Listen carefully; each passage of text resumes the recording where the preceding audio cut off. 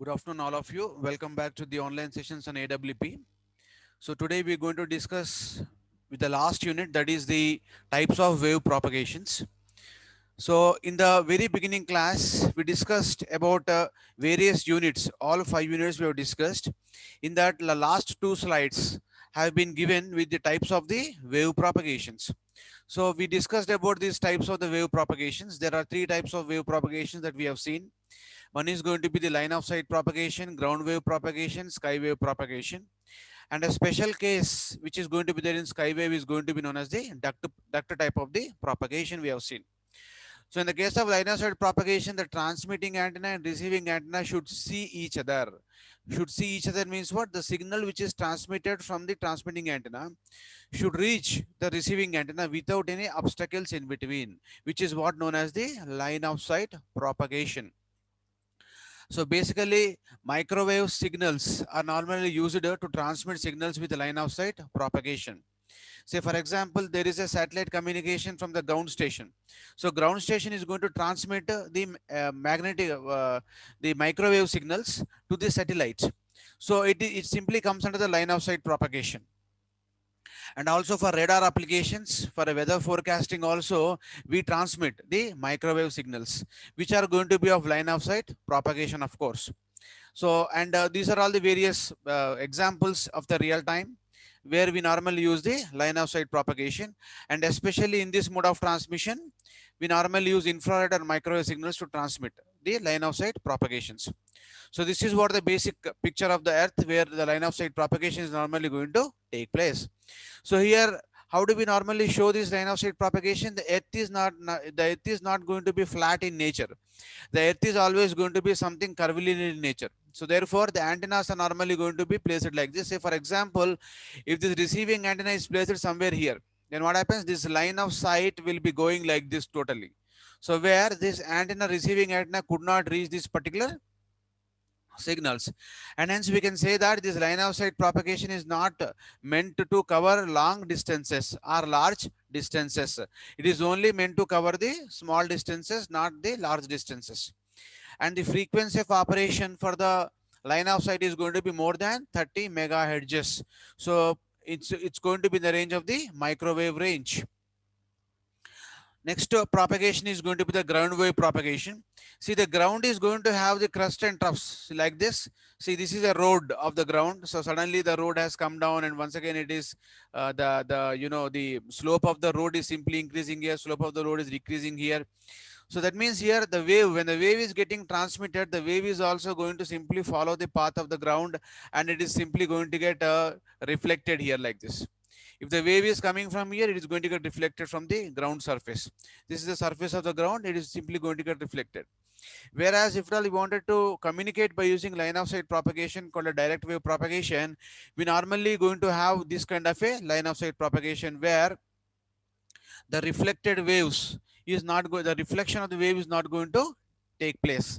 So that is what called a ground wave propagation we have seen. Then another wave propagation is going to be called as a sky wave propagation.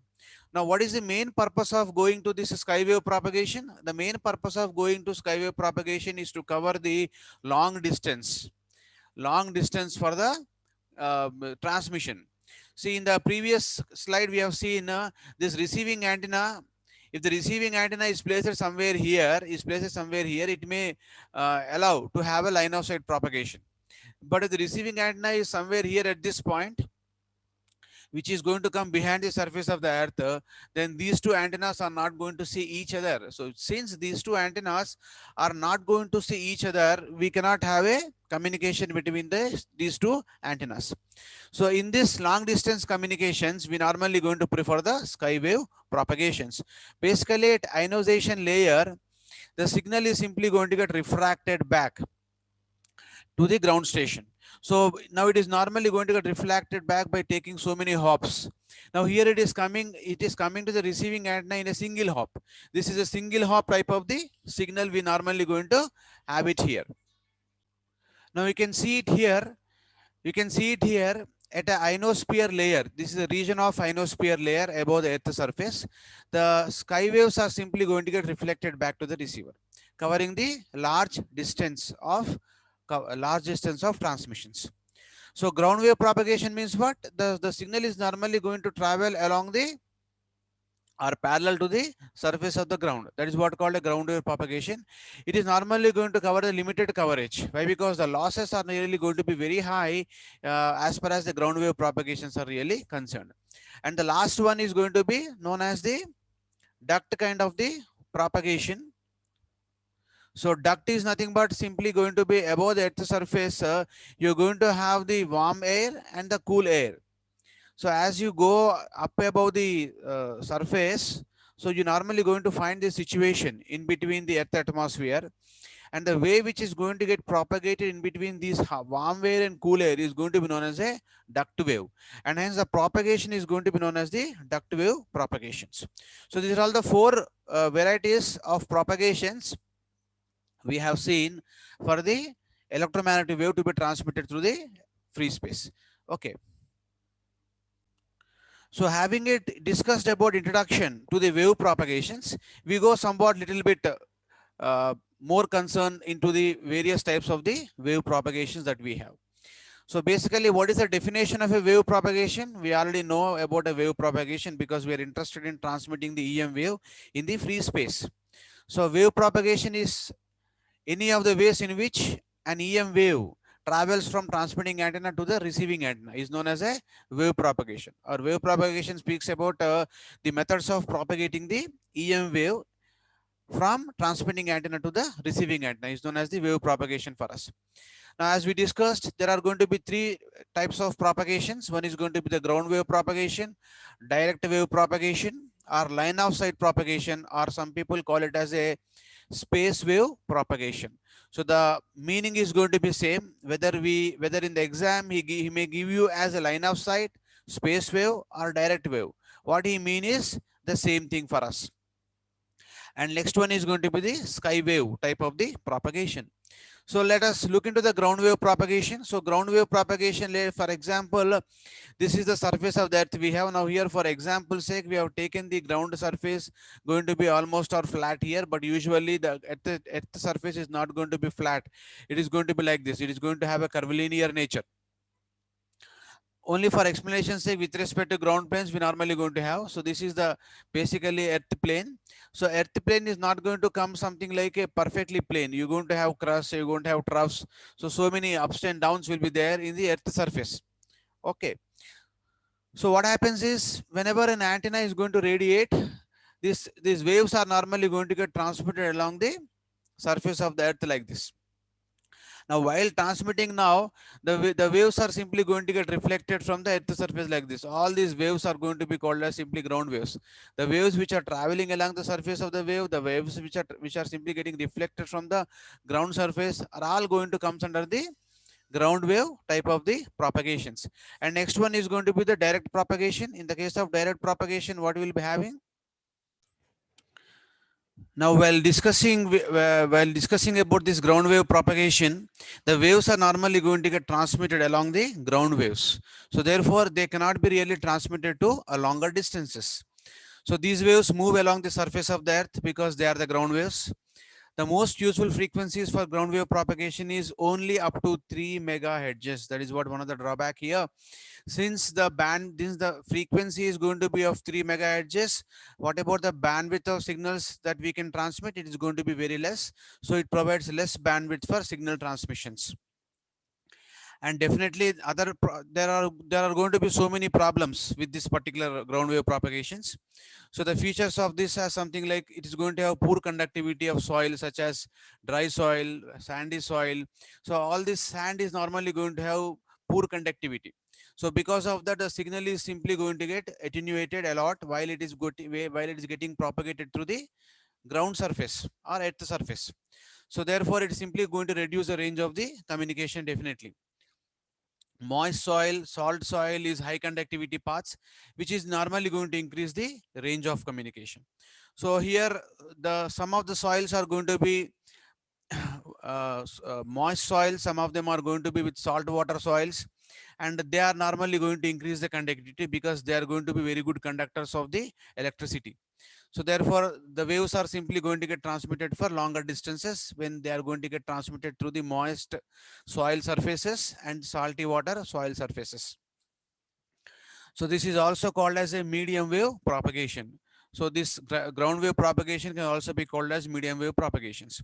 Now imagine if the transmitting antenna is above the surface of the earth, above the some tower, transmitting tower, and line of sight propagation will be going simply like this. Straight line paths are normally going to be there from either side. That means if you take this point, the line may go like this, and it may go inside this paper, and it may come towards you while you are watching the video. Now it be coming you, so like this, and the ground waves are going to travel like this, vertically upward directions, like this. All these are going to be the direct wave propagations, are simply going to be called as a line of sight propagations. Now, apart from this, you are normally going to have the sky wave propagations. Sky wave propagations are normally meant for propagating the signals over the earth surface for very long distances.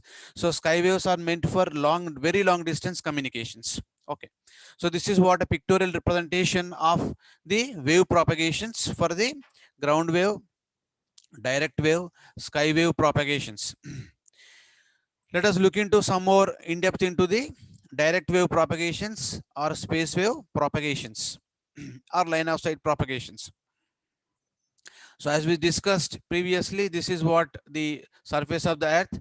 On the surface of the earth, you're going to have the two antennas. One antenna is going to be a transmitting antenna, other one is going to be the receiving antenna. If the signals from these two antennas are going to see each other, then it is simply going to be called as a line of sight propagation or direct wave type of the propagation. And when the wave is getting transmitted here, this some parts of the wave will be simply coming to the ground and going to get deflected back from the ground, and they simply comes under the ground wave propagation as well. But the possibility of reaching the ground waves to the far away distance receiver is going to be very less, whereas this particular line of sight propagation is going to be very effective and very efficient in terms of transmitting the signals with high efficiency. So these antennas are going to transmit signals with high efficiency. Now, how can we define this direct wave? A radio wave that is propagated directly through the space from transmitter to the receiver without being refracted by the ionosphere layer, or without being refracted or reflected by any other reflecting bodies or refracting bodies. So that wave is known as a direct wave for us. Now its frequency range is more than the ground wave. Ground wave is only 3 megahertz. Coming to this direct wave propagation, it's going to be more than 30 megahertz, and it will go up to 300 megahertz also to support the microwave signal transmissions. So this is called as line of sight because the transmitting and receiving antennas can usually see each other. Because of that very reason, we simply call it as a line of sight. That means these two people, that is transmitting antenna and receiving antenna, is going to see each other. That is why we simply call it as a line of sight. They can see each other. This is also called as a microwave propagation because the wavelength of frequency used is in the range of the micrometers. Since it is used in the micrometer range, it can also be called as a microwave propagation space. So the effectiveness of the line of sight depends on what factors? Definitely height of the antenna is a deciding factor. See, the height of the antenna is a deciding factor for line of sight propagation. Imagine if the height of the receiving antenna is not sufficient enough, it is very small, then the line of sight will be going like this. So it cannot really catch the line of sight wave cannot be captured by the receiving end if the length is very small. Therefore, the height of the receiving and transmitting antenna is one of the factor of line of sight propagation. Another one is going to be the amount of power radiated by the transmitting antenna. Will increase the distance covered by the radiation. So here the signal, the wave which is getting transmitted through the free space directly can able to travel to longer distance based on the radiated power. If it radiates the signal with very high power, it is going to get transmitted into a more distance into the free space for the line of sight propagation. So finally, what we can have is the approximation of the optical horizon or useful range of line of sight can be made by the distance in miles and it is normally it is going to cover the distance in miles governed by this particular formula, which is equal to 1.41 into under root of ht plus under root of hr, where ht and hr are known as the height of the transmitting and receiving antennas in terms of feet. So this is what the distance coverage by the line of sight propagation basic formula. The next one is going to be the skywave propagation. So basically the skywave propagation is going to happen mostly at the ionosphere layer. At the ionosphere layer, see here the earth surface is normally going to get subdivided into various layers, and the regions of transmissions in these regions and the regions of transmission can be segregated as region D, E, F1 and F2 regions. Okay, so these are the various segregations we can normally do for the regions of propagation of the wave. Okay, now if you see here the structure of the earth atmosphere, that means above the earth surface, is going to look like this somewhat. So you normally going to have the various layers.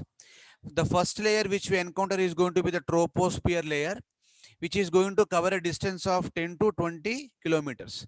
So where the water molecules, clouds with water molecules are going to reside in this particular troposphere. That means all the uh, rain created clouds, rain forming clouds are going to get be there at distance from 10 to 20 kilometers above the earth surface. So that means the IND people is going to use the radar systems to communicate up to this much kilometers, maximum up to 20 kilometers range. They're normally going to transmit the signals to know about the Earth's atmosphere conditions, Earth's atmospheric conditions for the rainfall. Okay, so this is what a troposphere layer. Above the troposphere layer, you're going to have the stratosphere layer.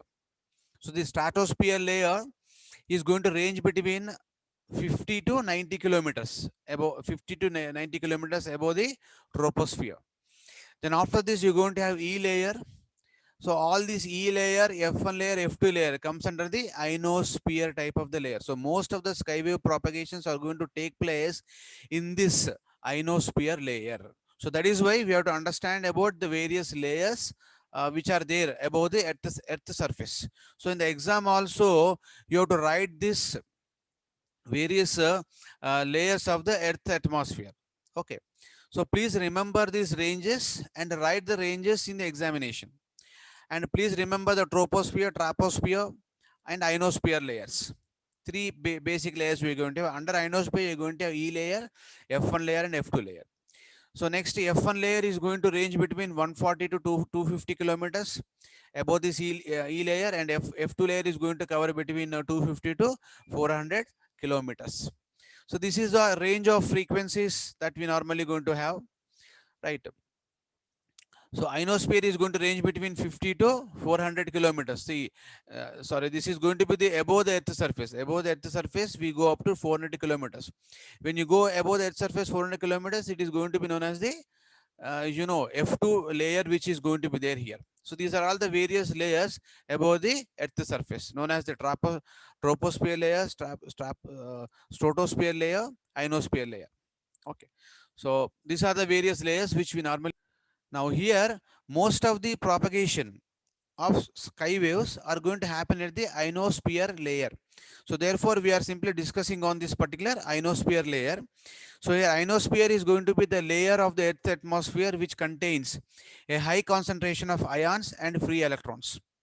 Above the Earth's surface, the ionosphere is normally going to have the high concentration of ions and free electrons. So because it is free electrons, they can simply move, they can really participate in the transmission of signals. Okay, as electrons are normally going to move from one place to another place by the application of the energy or EM field, and is able to reflect the radio waves based on the frequency ranges that what we have. So it lies above the mesosphere and extends from about 80 to 600 kilometers maximum above the earth surface altogether. So the ranges are normal, little bit are going to vary here and there, but that is okay. So the maximum we can think of is going to be 600 kilometers. In the previous slide, we have shown around 400 kilometers. That is what the basic practical value. This is going to be the ideal value, 600 kilometers. And here this particular layer is normally going, this particular sky wave propagation is going to support with these many frequencies. That means here the 500 kilohertz to 1500 kilohertz waves are simply going to get reflected at the before at the E layer region. At the D layer region, the signal frequencies from 10 kilohertz to 500 kilohertz are going to get simply reflected by this particular layer. And signal frequency, if you go on increase little bit above 500 1500 kilohertz to around 30,000 kilohertz during daytime, it is going to get reflected by the F1 region. During night time, some more signal, that means signal can be transmitted to more deeper into the atmosphere so that it can cover the larger amount of distance. The same wave is simply reflected back at this particular place. Therefore, if you keep a receiving antenna here, it is normally going to receive the signals. That means it is simply going to cover the large amounts of data in the night times in comparison with the daytime. Okay, and frequencies higher than this 30 megahertz will simply go into the spaces more into the F2 region. So these are all the various regions of operation in the case of the skywave type of the propagation. Now, what is the principle of operation of skywave here? Skywave is normally is the propagation of radio waves bent back to the earth surface by the ionosphere. So it works on the principle of the refraction. So the wave is simply going to get refracted or is going to get bent, okay, at the each and every layer. So it's going to be a reflected wave. The wave is reflecting here, not refracting. Refracting means what? It should go somewhat into this. So okay, anyway, it is simply going somewhat into the space and once again coming back. So I can call it as a refracted wave. So it's going to be a refracted wave back to the earth surface. Sky waves are going to be the refracted waves which will be coming back to the earth surface. Then the distance spanned by one hop of radio signal into the ionosphere and back to the earth varies depending upon two important things. See here, say for example, this wave, if you consider the transmitter is transmitting from here, this wave is simply refracted back into the earth surface. Now here this distance spanned, this is the distance spanned by the wave propagation. Now the distance spanned by one hop of a radio signal into the ionosphere and back to the into the ionosphere and back to the earth varies depending on the angle of radiation of the transmitting antenna. This transmitting antenna is going to radiate the EM wave at a particular angle with respect to the ground surface, okay, or a reference surface. That is what. The next one is height of the reflecting antenna, height of the reflecting reflection in the ionosphere layer. So it depends on the ionosphere layer and also the angle of radiation. So what is angle of radiation? It is the angle between, it is the angle made between the center of the wavefront radiated towards the sky by an antenna and a line drawn parallel to the earth's surface. That means if you draw a line parallel to the earth's surface, and this is the angle we normally going to have, the angle between the earth's surface and the wave, that reflected wave we normally going to have, which is nothing but a wavefront radiated towards the sky. So this is nothing but a wavefront radiated towards the sky. Now, what is a wavefront basically? A wavefront is a line or a wave that propagates in 3 dimensions of points having the same phase. So wavefront is nothing but a line or a wave that propagates in the free space by considering 3 dimensions of it, is known as a wavefront. So initially from the transmitting source, you're normally going to see the curvilinear paths. At a very far end, you're going to see it like a plane wave. Okay, this is what a plane wave. So that's how we normally going to have the wavefront propagation. The next one is going to be the, another point is going to be the skip zone, also called as silent zone or zone of silence, is a region where a radio transmission cannot be received, located between regions both nearer and furthest from the transmitter where the reception is possible. So skip zone means what? The signal cannot be really region where the radio transmission cannot be received, is known as a skip zone. Skip zone is normally going to happen when we deal with the ground wave propagation. So that's what in ground wave propagations, ground wave propagations are normally going to suffer with the skip zone. Normally going to suffer with the skip zone in between the antenna and receiver in the ground wave propagations. So the skip distance from the transmitter to the point where the sky wave is first returned to the earth. So apart from this, we normally going to have one more called as a skip distance. So skip distance is the distance from the transmitter to the point where the skywave is first returned to the earth. Okay, so that is what a skip distance basically. The size of the skip distance depends on the frequency of wave and angle of incidence and degree of ionization present in the ionosphere layer. So that means that for in the first hop, how much distance it has covered, that is called a skip distance for us. And obviously there are some losses here in the case of skywave propagation. The losses are due to the fading effect. So fading is nothing but the effect which is going to be the result of wireless communication. So fading is a deviation of attenuation affecting the signal over the certain propagation media. Fading may vary with time, geographical position of the antenna, and radio frequency, and is often modeled as a random process. So fading is basically a random process because the effects of fading are going to be different based on the context of the antenna, atmosphere, and angle of radiation, power of radiation. So many factors are normally going to be affected for fading. So well, this is what the various skywave propagations we normally going to have it here. Okay. So this is what regarding the various wave propagations which are normally going to exist in the skywave propagation, ground wave propagation, and the line of sight wave propagation. Okay, so we'll stop it here for today's session. In next session, we discuss with the duct wave propagation. Okay, and we'll just end up with this session with the skywave propagations. Thank you very much for today's session.